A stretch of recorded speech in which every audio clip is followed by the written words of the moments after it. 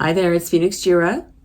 We are continuing on with our That Thought segment that revolves around supervisors, SOPs, and politics in corporations. All of those three intertwine, they mingle together for me because I experienced all of them within the same corporation that I worked for. The supervisor that I had was not a very good supervisor. They didn't want to be a supervisor, but wanted the benefits of being a supervisor, and had several complaints against them from 4 or 5 different people within our department and people from without our department. We were all told in separate circumstances, separate meetings, hey, don't you worry. They're on their way out. We hear you. We understand that you are in an abusive relationship with this person. They're very passive aggressive. Other people complained a lot about how they were treated on a regular basis. And, things just weren't working with this person, and they hated working there. Hated it. They were often seen on their computer looking for other jobs. They'd have these websites up looking for other jobs while they're at work in plain view, because they didn't care. I don't know why you're still in a position like that if you literally hate your job so much that you are, in their face. I dare you to fire me. I'm looking for another job. I don't care. The thing about this is that we were all told this person was leaving. We were all in an office environment, and then eventually we were all working from home.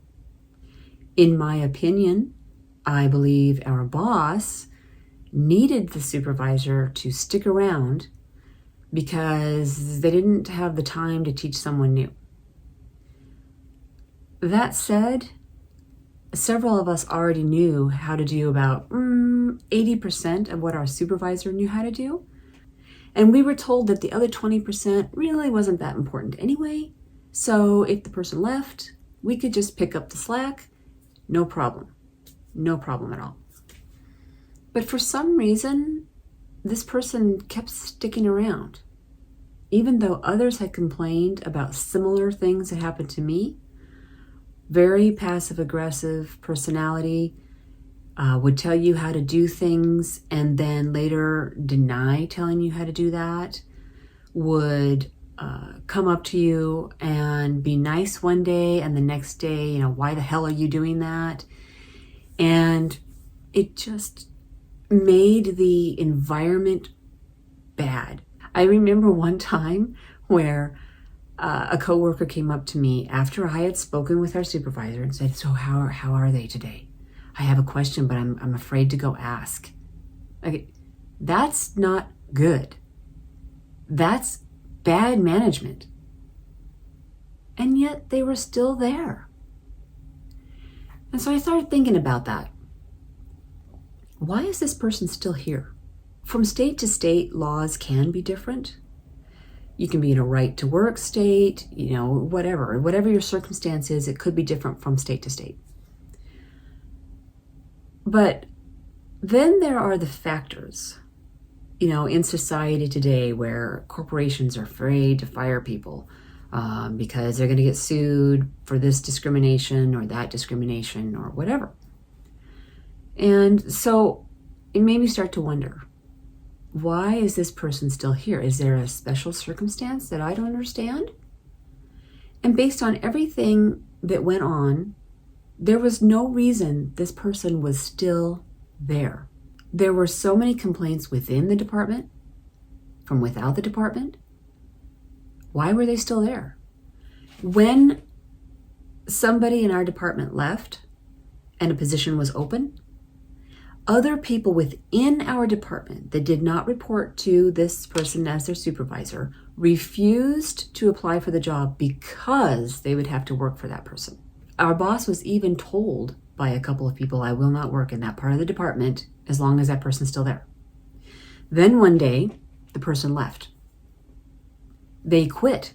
They threw their hands up in the air and they said, I'm out, because one other person who was new complained about them And that was apparently the final straw. They were like, oh, okay, I got 17,000 people complaining about me. I guess I'm out. So they left. And another position came up. And guess what?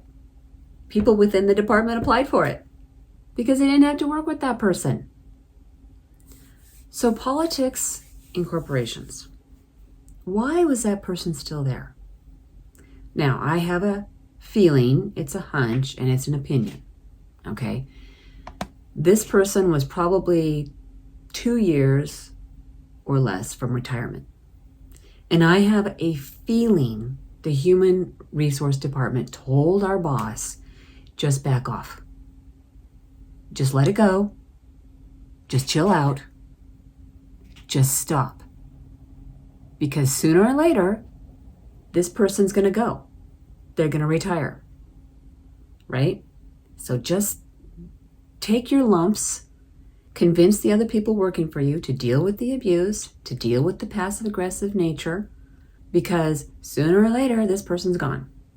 Just take it. I think they didn't want to get in a lawsuit.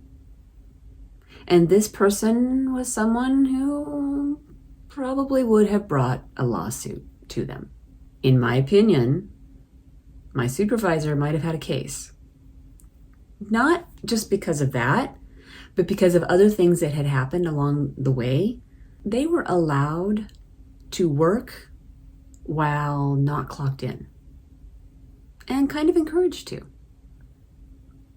I'm sorry, but if you do that, you sort of leave yourself open, in my opinion, to a possible lawsuit. I was made to work off hours, even if that's not entirely true, because this person really, they loved to work. They would work at 5 o'clock in the morning when they weren't supposed to start till 7. They would work at 7 o'clock at night when they were off work at 5. They would log on to the system because they could, because we were working from home. But they could say, well, they asked me to do it and I wasn't paid for it.